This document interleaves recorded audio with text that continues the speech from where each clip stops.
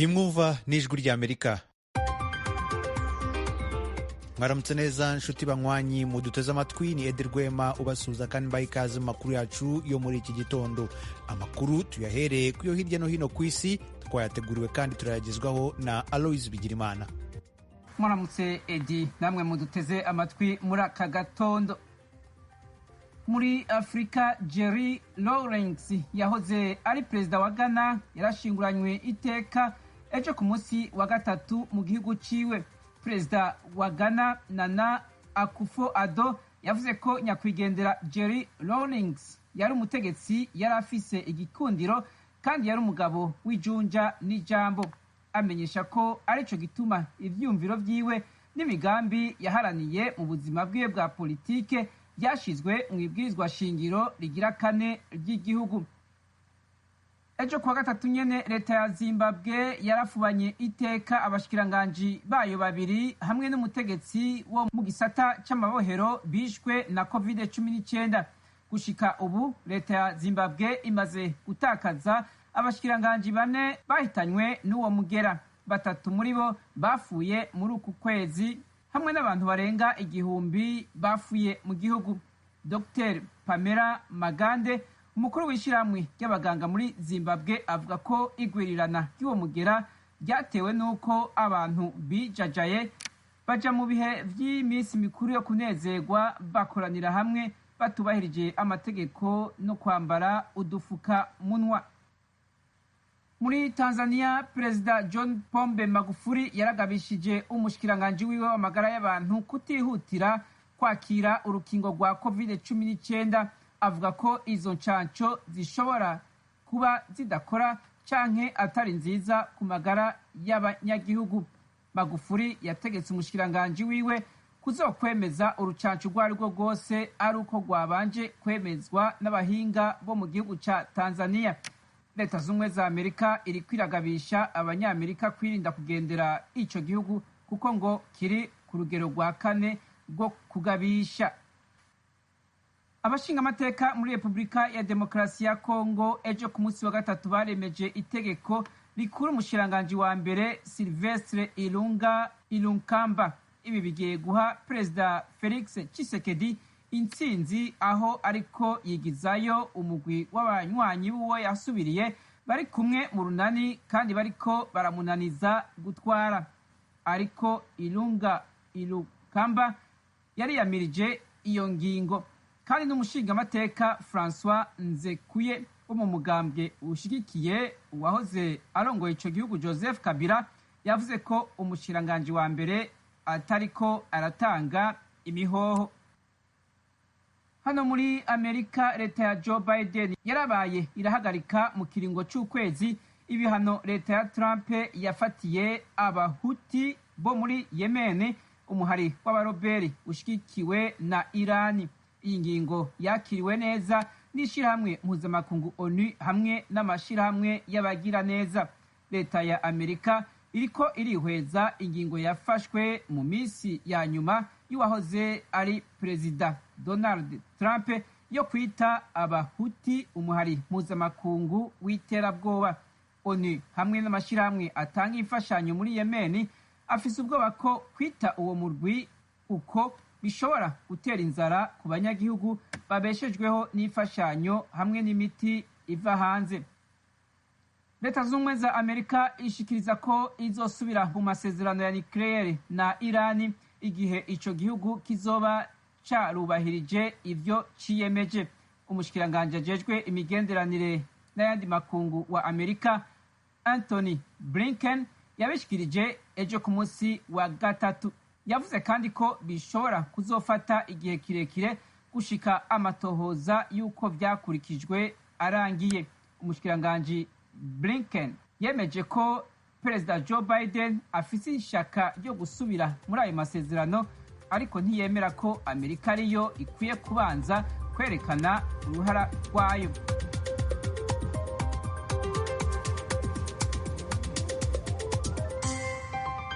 Aloys Bigirimana, urakoze kutugezaho ayo makuru yo hirya no hino ku isi.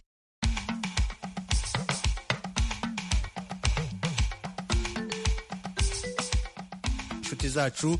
Mu Burundi twumvikana ku mirongo migufi kuri metero 25, 31 na metero 41.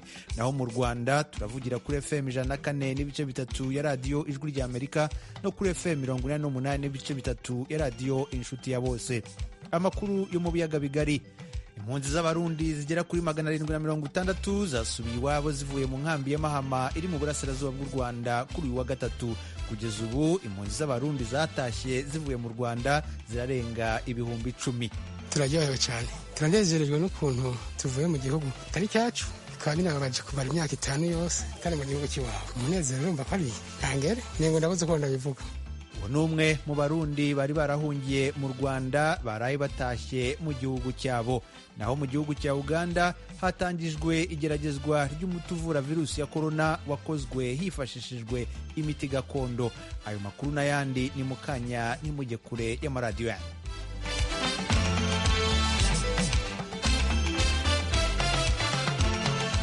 Amakuru avugwa mu karere k'ibiyaga bigari. Muri Uganda hatangijwe igeragezwa ry'umuti uvura virusi ya corona wakozwe hifashishijwe imiti gakondo. Uwo muti wakozwe n'impuguke zo muri kaminuza ya Makerere bafatanije n'ibitaro bikuru bya Mulago. Inkuru irambuye twayiteguriwe n'umunyamakuru w'Ijwi ry'Amerika Ignatius Bahizi. Uyu muti wiswe UBV01N watangiye kugeragezwa ku bantu kureba niba wavura COVID-19 wakozwe hifashishijwe ibimera bya gakondo. Iri geragezwa rizabera ku ivuriro rikuru rya Mulago hano mu mujyi wa Kampala kandi abantu basaga 100 nibo bagiye gutangirirwaho. Ukurikije Minisitiri ushinzwe amagara y'abantu Jane Ruth Acheng, ubushakashatsi kuri uyu muti bwatangiye mu kwezi kwa 4 k'umwaka ushize icyorezo cya COVID kimaze kugera muri Uganda. Dr. Nambatya Grace Cheyune wo muri kaminuza ya Makerere niwe watangije ubushakashatsi kuri uyu muti. Ati uno munsi turahangaha gutangiza igerageza ry'umuti gakondo twakozeho ubushakashatsi. Aha dushaka kumenya ko udafite ingaruka mbi ku buzima no kumenya ko ushobora gukiza abantu. Twizeye ko uyu muti ni wemezwa uzafasha igihugu mu rugamba rw'icyorezo cya COVID-19. Dr. Bruce Kirenga nukuriye itsinda ry'impuguke zigiye gukora ibipimo kuri uyu muti no kwemeza niba koko ushobora kuvura COVID-19. Izi mpuguke zirimo abaganga bavura indwara zo mu bihaha n'ibindi bice by'umubiri byo virusi ya corona ikunda kwibasira, kandi zizakorana n'abaganga bari kwisonga mu kuvura uburwayi bwa COVID-19 mu gihugu. The testing of products in humans is a long and rigorous process. Kugerageza imiti ku bantu bifata umwanya muremure cyane kandi bigaca mu nzira zikomeye. Hari inzego enye bicamo. Mbere y'uko dutangira kugerageza ku bantu, umuti ubanza kugeragezwa ku nyamaswa kumenya ko udafite ingaruka ku binyabuzima, hanyuma ukanageragezwa ku bantu batarwaye. Ibyo byose byarakozwe mu mezi 8 ashize. Twasuzumye ibipimo byakorewe ku nyamaswa, tuganira n'abantu bari basanzwe bawukoresha nk'umuti gakondo. Ibyo twagezeho rero byatwemeje ko uyu muti wagera kuri uru rwego rwo kugerageza no ku bantu barwaye. Ubu dutangiye urwego rwa kabiri rw'igerageza. Kenshi ibice 60% by'imiti tugerageza ntabwo birenga kuri uru rwego, dusanga idakora. Twizeye ko uwo uzarenga ahangaha ukemezwa nk'umuti. What we are going to undertake. Almost 60% of the products that are brought to us don't survive. Ubushakashatsi bwatangiriye mu turere dutandukanye twa Uganda, aho igiti gikoreshwa kimera cyane kandi abaturage baho bari basanzwe bagikoresha nk'umuti gakondo kuvura indwara zitandukanye. Bityo ibyo kwemeza ko waba udafite ingaruka mbi ku bantu birazwi kuko abantu bari basanzwe bawukoresha. Ikindi kandi igerageza ku nyamaswa nk'uko bisabwa mbere y'uko umuti ugeragezwa ku bantu naryo ryararangiye. Nahamagaye intumwa y'umuryango w'abibumbye wita ku magara y'abantu ku isi muri Uganda, Dr. Jonas Tegen, mubaza niba hari impungenge bafite kuri uyu muti. Yansubije ko bemera kandi bakizera ubushakashatsi bukorwa n'impuguke zo muri Uganda kandi ko bakurikiranira hafi ibijyanye n'uwo muti ukiri ku rwego rugerageza. We will further study the protocols and so forth. We are happy that Ati turaza kuba dukurikiranira hafi by'uyu muti. tunejejwe nuko batwemereye ko bazakurikiza ibisabwa byose kugira ngo umuti ube watangira gukoreshwa kuvura abantu, kandi natwe tuzaja tubaha ibitekerezo byacu. Ariko mwibuke ko urwego uwo muti ugezeho ari urwo kuwugerageza.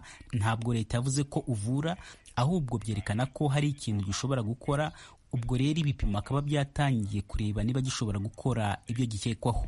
Birimo gukorwa n'impuguke zabizobereyemo, zagiye zikora ubushakashatsi butandukanye kandi zinagiye gukora igeragezwa ry'uyu muti. Ibizava muri iryo gerageza bizasuzumwa n'abandi mbere y'uko byemezwa.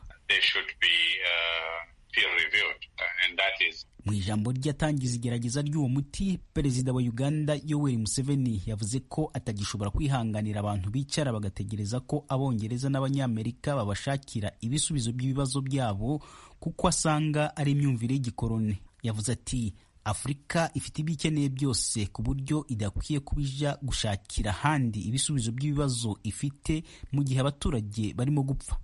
Si ubwa mbere Uganda ikora ubushakashatsi mu rwego rw'imiti n'inkingo zivura no gukingira indwara zitandukanye.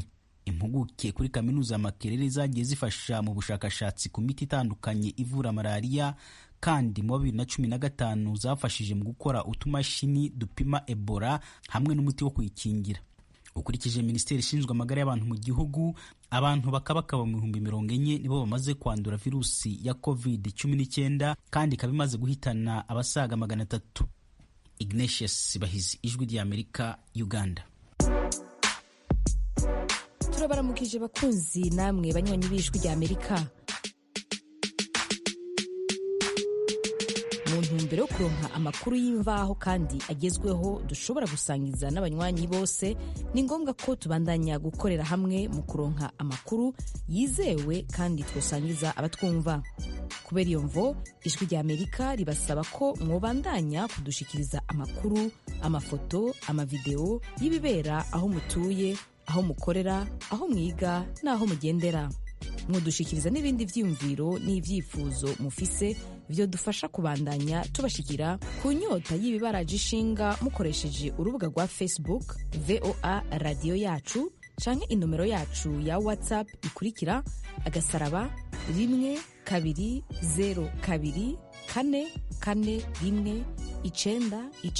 *12024419931. Ijwi ry'Amerika ni radio yanyu.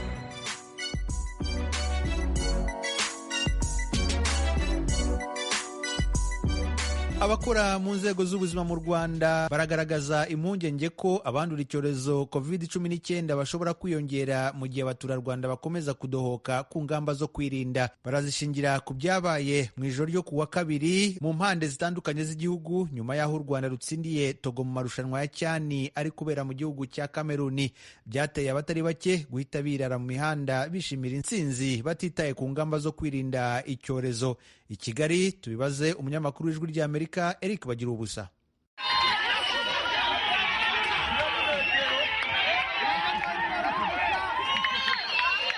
Uku niko byari byifashe mu bice bitandukanye Kigali mu murwa mukuru w'u Rwanda ahagana saa 5 z'ijoro.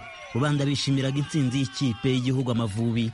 Ni mu marushanwa nyafurika ahuza abakinnyi bakina imbere mu bihugu byabo cani. Aya marushanwa arabera mu gihugu cya Kameruni aho u Rwanda rwatsinze Togo ibitego 3-2 rugahita rubona itike yo gukomeza muri kimwe cya kane cy'amarushanwa. Ibyishimo byinshi byateye abantu kwirara mu mihanda bavuza induru, icyari guma mu rugo nk'ingamba yo guhangana n'icyorezo COVID-19 mu mujyi wa Kigali gihinduka guma mu muhanda. Byageze naho inzego z'umutekano zibura icyo zibikoraho, kuko ahubwo bamwe basabaga kubafungurira amastade bakarara babyina bishimira intsinzi. Ibyo guhana intera, kwambara udupfukamunwa n'ibindi byasaga n'ibitabareba. Kugeza no mu gitondo cyo kuri uyu wa gatatu hari abari bagifite amavunani, bakavuga ko ari intsinzi babonye batunguye bataherukaga kwishima. Nje n'ubu navunitse tu ndi gucumbagira kubera gufana. Ikintu twari twiteze sinjye nyine n'abantu bose ni kimwe. Twa tuzi ko Amavubi ari butahe kuko gutsinda nicyo twasabwaga. Urumva byari bigoranye. Byari bimeze nkaho turangije umwaka. Kubera tukirangiza umwaka ntabwo twigize twishima bimeze gutya. Byari biteye ubwoba, bishimye, abanyerondo, abapolisi, abayobozi baraza bafite amanyenyeri badukura mu nzira, turanga, turakomeza turishima. Abishimira intsinzi y'ikipe y'igihugu Amavubi bakavuga ko muri rusange batirengagije ko icyorezo COVID-19 gihari kandi cyane bagiraho ingaruka. Ku rundi ruhande mu magambo yabo ngo ibyishimo birahenda kandi ntibaherukaga kwishima. Ntabwo twirengagije gahunda za leta, ntabwo twirengagije kurwanya icyorezo, ahubwo ibyishimo birahenda. Natwe twishimye tutitaye ku bindi, turavuga ati kiba kibi ariko ibyishimo ntaho bijya, kuko twabibonye umunsi umwe, ejo dushobora kubibura, ariko akanya kamwe tubonye tugomba kukabyaza umusaruro. Covid ni indwara ihangayikishije isi ndetse no muri bihugu byacu bya Afurika. Hariho ku tsinzi y'u Rwanda pesi ngiye kubeshya nk'aho Nyamirambo twibajije se wa mugani Covid bamwe barabona kiriho, abambaye ibituza bafanaga bupfukamunwa ngo sinzi naho bayibuye, kuko ntabwo umuntu yavuze induru ive muri metero imwe igere muri metero wenda 50 yambaye agapfukamunwa. Ku batagiye mu mihanda nabo bakurikiraniraga hafi byabaga bakemeza ko koko uku kwirara mu mihanda kuba bikoze byari bifite ishingiro.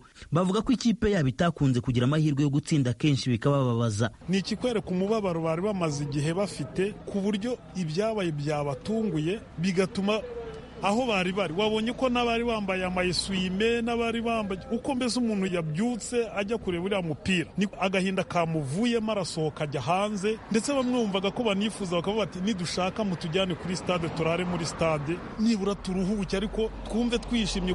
Kubera ibyabaye bashingiye no ku mibare y'abandura icyorezo COVID-19 imaze iminsi izamuka cyane kuva mu ntangiriro z'uyu mwaka, abashinzwe guhangana n'icyorezo COVID-19 bafite impungenge ko ubwandu bushobora kurushaho kwiyongera. Nibyo muganga Menerasi Nkeshimana uri mu itsinda rishinzwe guhangana na COVID-19 yasobanuriye Ijwi ry'Amerika.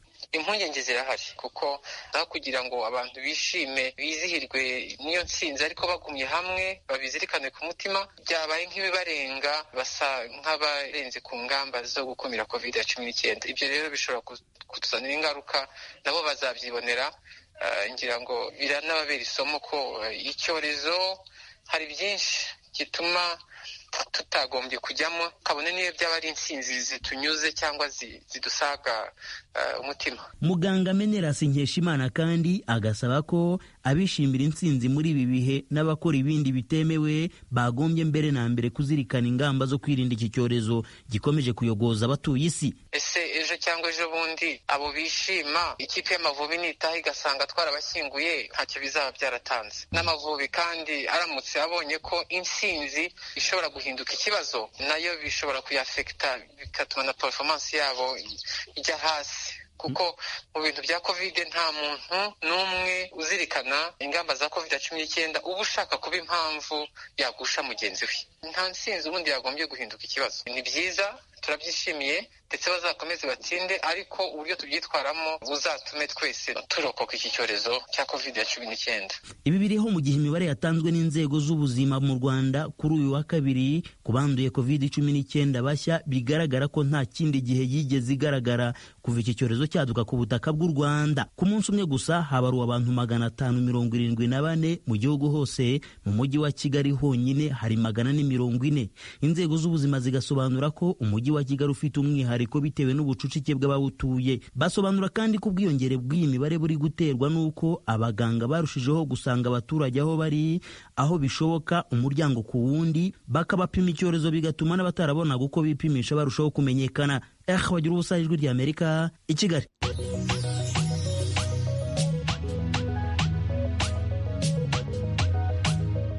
Nshuti z'Ijwi ry'Amerika, uretse kuri FM musanzwe mutwumviraho, mushobora kudukurikira no ku mirongo migufi bita short waves kuri metero 25, ni ukuvuga kuri kilohertz 11,835. Buri munsi ni kuva ku wa mbere kugera ku wa gatanu, kuva saa 2:30 kugera saa 3, no kuva saa 3:30 kugera saa 4 ku mugoroba. Ku wa gatandatu ni kuva saa 12 kugera saa 12:30 ku mugoroba. Ijwi ry'Amerika kuri metero 25, kilohertz 11,835.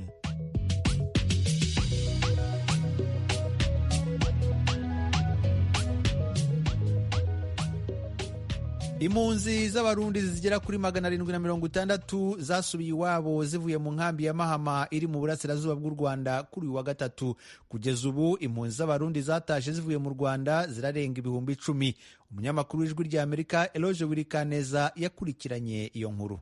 Albert Ruremesha yari yahunze mu 2016. Uwo mugabo aturuka muri komine Bugabira intara ya Kirundo mu buraruko bw'u Burundi. Agishika yabwiye abanyamakuru bari bahari ko anezerejwe cyane no gutahuka mu gihugu c'amavukiro, akizigira ko agiye kwakirwa neza. Turaryohewe cyane, turanezerejwe n'ukuntu tuvuye mu gihugu atari cyacu, bikaba binababaje kumara imyaka 5 yose kandi mu gihugu cy'iwabo. Umunezero urumva ko ari ntangere, nengo ndabuze ko ndabivuga. Ikitunezereje cyane nuko leta y'u Burundi yatwemereye gusubira mu ruhongore nk'uko mama babivuga, igihugu cy'amavukiro nta kindi kibazo kikiruta. Ubu yahoze ari umwarimu wa leta asigura kuko we n'abagenzi be bazofatwa biri mu bizotuma basize inyuma nabo nyene bafata umwanzuro wo gutaha. Niyanyakira mbere nafise bagenzi banje basigayeyo nabo barifuza kuza. Rero nkakirwa neza, turavugana ubuhinga bwaraje bwa none, nababwira nti narakiriwe namwe nimuze bazobakira. Fernanda yishimiye nawe nyene yari yahunze yava mu ntara ya Kirundo. Yashimishijwe rwose no kubona biwe baje kumusanganira ku mupaka wa Gasenyi Nemba,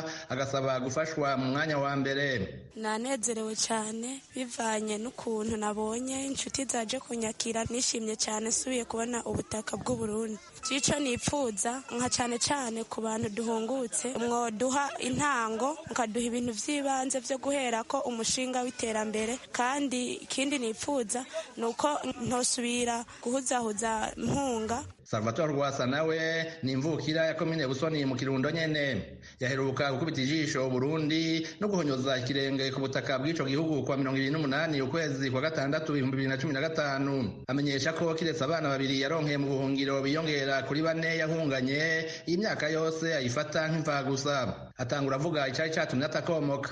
Je nkaba nari nahunze ndavye icuka cyari kibi kitari kimeze neza mu Burundi kubera gutinya.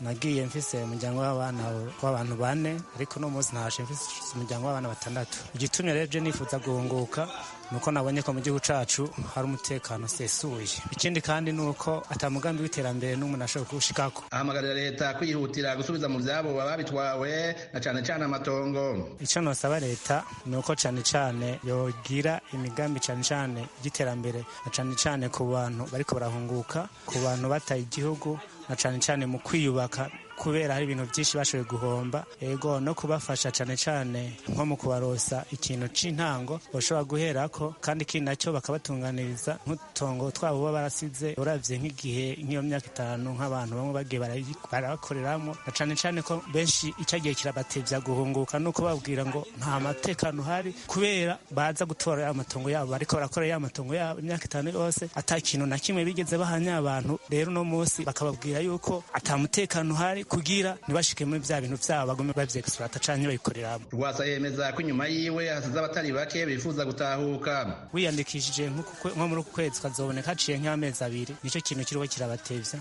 N'abandi rero bafise imyumvire batarashobora kujijuka, bamwe bivanye n'imyumvire n'ibintu bimwe bagenda bumva, canke nk'abo bantu basigaye mu matongo babwira ngo nta mutekano, ntibiradadanuka. Beshi nuko bameze, ariko bariho kandi baranize, hariho n'abariko bariga. Rero gushika no munsi rero bafise iciyumviro, abafise iciyumviro n'abandi bataronka ico ciyumviro. Olivier Kayumba, umunyamabanga yamaho muri ministeri ishinzwe gukinga ibiza ikaba inaraba ivyerekeye impunzi mu Rwanda, arahumuriza amaze kuronka ico ciyumviro n'abatarakironka ko atanumwe atazotunganirizwa uko avyifuza. N'abarundi bashaka gutaha, amategeko mpuzamahanga n'amategeko y'u Rwanda arabemerera iyo bifuje gutaha bashobora gutaha. Bahoze bataha kuva 2015 kugeza uyu munsi. Uretse covid, abifuza kuguma mu Rwanda tuzakomeza tubakire. Umutekano w'abarundi bari mu Rwanda ndetse nk'abandi banyarwanda bose umeze neza, nta kibazo. Kuva mu kwezi kw'indwi umwaka uheze gushika ubu Burundi bumaze guhungura abarundi bagera ku 34,723 nk'uko ibitigiri vy'ubushikiranganji buraba impunzi mu gihugu bivyerekana. Ababa 24,000 baje bava muri Tanzania, barenga 8,600 mu Rwanda, mu gihe abarenga 4,400 batahutse bavuye muri Republika Iharanira Demokarasi ya Kongo, 351 bavuye mu Uganda, 60 muri Kenya, 4 nabo bavuye muri Zambia, umwe nawe ahunguka avuye mu gihugu ca Malawi. Mu karere k'ibiyaga binini vya Afrika n'umuryango wa Afrika y'ubuseruko EAC haraca harurwa impunzi z'abarundi zirenga 310,000. Abenshi muri bo bahunze injyane zaturutse ku kindi kiringo ca nyakwigendera Perezida Pierre Nkurunziza cateye impari mu mwaka w'2015. Eroje Wikaneza, Ijwi ry'Amerika. Mu Burundi ubuyobozi bw'umujyi wa Bujumbura burimo burasenya amazu y'ubucuruzi n'uburiro buto buto buvuga ko atujuje ibisabwa mu myubakire yo mu mujyi. Ni inkuru y'umunyamakuru w'Ijwi ry'Amerika Pierre Claver niyo nkuru uri i Kigali mu Rwanda.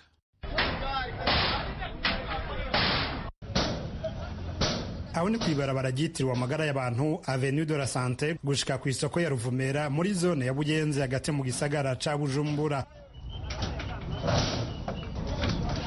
Abakozi b'igisagara ca Bujumbura bariko barasambura amwe mu mazu agizwe n'ayo kudandarizamwo amakiosk hamwe n'uburiro buto buto.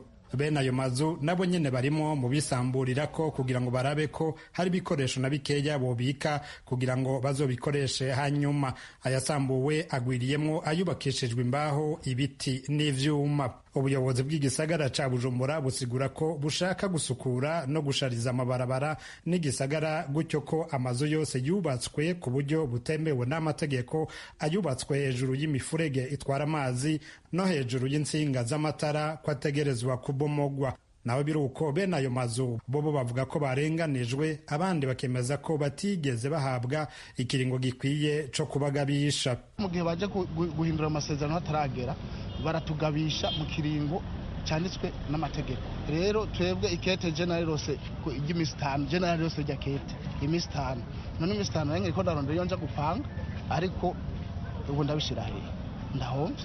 Jewe icyo nzi no kwitura ubutungane kontra yacu ntirahera hajya yaranditsemwo yuko mu gihe bashaka kutwirukana turavugana mugabo bapfuye kubikora ntibigeze baduhamagara baduhe intumbero kuko iyi ni leta ya twese. Visi iyi kontra bari kuza bakambwira cyangwa bakazana ikaratasi yo kwanira kontra ngabimenya ayo kuza briskema bagasiga babomora fisi amakaratasi kandi ndiye régulièrement. Icyo ndabasaba nibakurikiza amategeko. Iyo narubatse espace vert sans demander à la mairie sinari kurinda kuvuga me raje muri mairie turanegocia na maire turagira vyose turaza barasinya kontra. Musitanteri wa komine Muha Renovasi Ndagigaya iyo zone ya Buyenzi irimwo ari nawe ahagarikira ibikorwa vyo gusambura ayo mazu kuva kuri uyu wa kabiri no kuwa gatatu, amenyesha ko uzokumva ko yarenganijwe yomwitura. Twashaka kubamenyesha yuko bibabaje wagomba turasaba n'imbabazi abene gihugu kuko turabona neza yuko hari abo byababaje mugabo nukubitahura kuko kugira ngo ushikire intumbero wihaye utegerezwa gufata ingingo zikenewe kugira ngo yishikeko. Utu tuzu twari twubatswe mu bibanza bitagenewe mo kubakamo, ico gituma twafashe ingingo turabaha akanya gakwiye. Hari haheze nk'iminsi hafi 10 tubandikiye amakete bose kugira tubamenyeshe yuko ibibanza atari byo kubakamo ahubwo ari byo gukurwamo. Abo rero bavuga ko bafite amasezerano n'ubu ibiro biruguruye bazoza hama turabe ko by'ukuri ayo masezerano yarakurikije amategeko. Uwo mutware avuga ko abavyifuza muri abo bazoca barondererwa ahandi bakorera ibikorwa vyabo vy'ubudandaji. Abakeneye ibibanza vyo kudandaza amasoko arahari, ibibanza vyo kudandarizamwo biriho, bagende badandarize mu masoko mbere aho bishoboka tuzobafasha kugira ngo baronke aho bakorera mugabo atari mwibarabara. Ubuyobozi bw'igisagara ca Bujumbura bwemeza ko gusambura amazu yose yubatswe mu buryo butubahirije amategeko cane cane ay'ubudandaji bizobandaniriza no mu yandi mazone n'amakartie ya Bujumbura. Pierre Claver nkuru Kigali ku bw'Ijwi ry'Amerika. Bakunzi ba radiyo Ijwi ry'Amerika mutuye mu burasirazuba bwa Repubulika ya Demokarasi ya Kongo, turabararika kujya mukurikira ibiganiro byacu ku maradiyo akurikira: Radio Communautaire de la Voix de Mikeno Ibunagana ku murongo wa FM 99.7, Radio Ngoma ya Mani yo mu mujyi wa Baraka kuri FM 88.8, Radio Baraka FM nayo mu mujyi wa Baraka ku murongo wa FM 94.4, Radio Communautaire La Verite ikorera mu mujyi wa Kiwanja kuri FM 99.0. Naho kuba dukurikira muri mu majyepfo ya Uganda mwakumva ibiganiro byacu kuri Radio Ijwi riyobora Voice of Muhabura ku murongo wa FM 88.9. Ni Radio Ijwi ry'Amerika iminsi yose kuva ku wa mbere kugeza ku cyumweru. Shuti muduteze amatwi, aha no dusoreje amakuru yacu yo kuri iyi saha. Ndabashimira ko mwahisemo gukurikira Ijwi ry'Amerika. Shimira na bagenzi banje bamfashije gutegura aya makuru. Washize hamwe aya majwi ni Fatuma Alimasi Kalala. Amakuru yarahagarariwe na Etienne Karekezi, naho kuri mikoro mwari kumwe nanjye Edi Rwema wabafashije kuyakurikira. Mbasezeho mbifuriza amahoro n'amahirwe.